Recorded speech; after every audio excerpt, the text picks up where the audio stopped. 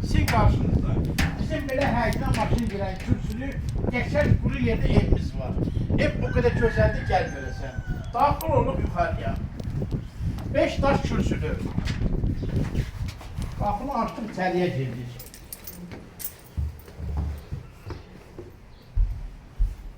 Bura kukuna.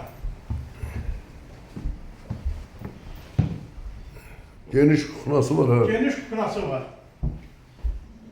Bura bir otak.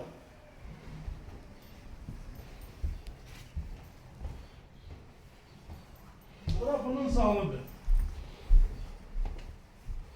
Zal da eridi.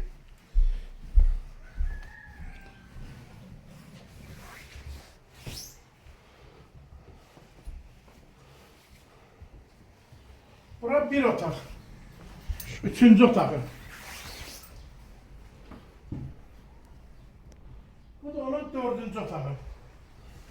Çok güzel, çok geçer. Bir böyle bir yerde evimiz. İlkin ödeniş 35.000 manat. Qalanda kriter ev 60.000 manata başa gəlir. Güzel bir evdir. Sanuz ilində görsün. Her bir şeyi qayda qanundan olan şeylerdir. Evimiz de güzel bir yerde. Yaxşı bir həyətli, bacalı bir ev yoktur.